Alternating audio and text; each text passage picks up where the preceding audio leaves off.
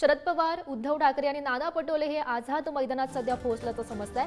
सरपंचांचं आंदोलन त्या ठिकाणी सुरू आहे आणि त्या ठिकाणी भेट देण्यासाठी ते आझाद मैदानात पोहोचलेले आहेत। 15 लाखांपर्यंतच्या कामांच्या बहालीसाठी सरपंचांचं हे आंदोलन त्या ठिकाणी सुरू आहे आणि कर्मचाऱ्यांच्या नियुक्ती आणि ग्रामसेवकांच्या पगारासाठी हे आंदोलन त्या ठिकाणी सुरू आहे। आणि आताची ही अपडेट आपण पाहतोय।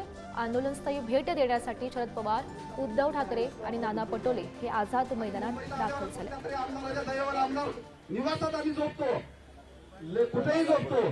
सरपंच भवन असावं मुंबईमध्ये आमदारांसाठी, मुंबई आमदारांसाठी सरपंच भवन असावं। या ठिकाणी राहण्याची सोय होईल, उत्तम लायब्ररी असेल, कॉन्फरन्स हॉल असेल। आज सगळ्यांसाठी सगळं केलं जातं, परंतु तो गावचा विकास करतो, गाव खेड्यांना बरोबर आणण्याचा प्रयत्न करतो। या देशामध्ये या सगळ्या स्मार्ट सिटीच्या नावाखाली शहर म्हणजे इंडिया आणि गावखेडी म्हणजे भारत असे दोन देश निर्माण केले जात आहे। त्याला आमचा विरोध आहे। म्हणून आमची मागणी आहे की जे निकष विकास योजनांना गावखेड्यांना असतात तेच शहरात असावे, जे शहरात असतात तेच गावखेड्यात असावे। शहरामध्ये पंतप्रधान आवास योजना आहे, गावखेड्यात आहे। पंतप्रधान आवास योजनेतील घरकुल लाभार्थ्याला शहरात 2.5 लाख रुपये दिले जातात आणि ग्रामीण महाराष्ट्रात 1,30,000 दिले जातात। त्याला 1.5 लाख 1.25 लाख कमी दिले जातात।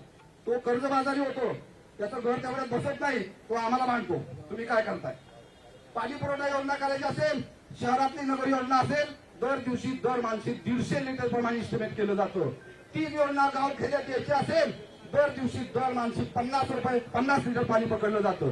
म्हणजे गाव खेड्यातल्या माणसांनी 50 लिटर मध्ये भागवावं, शहरातल्या माणसांनी 150 लिटर पाणी उधळलं तरी चालेल, अशा भूमिका सरकारमध्ये मांडल्या जात आहेत, प्रशासनाकडून मांडल्या जात आहेत। आणि त्यामुळं महात्मा गांधी त्या काळी सांगून गेले खेड्याकडे चला। आता परत एकदा सांगायची वेळ आली आहे की राज्यकर्त्यांनो खेड्याकडे लक्ष द्या, खेड्याकडे बघा, आम्हाला तुमच्या बरोबरीनं आणा। शहरामध्ये मिळणाऱ्या तुम्हाला आमचा इतिहास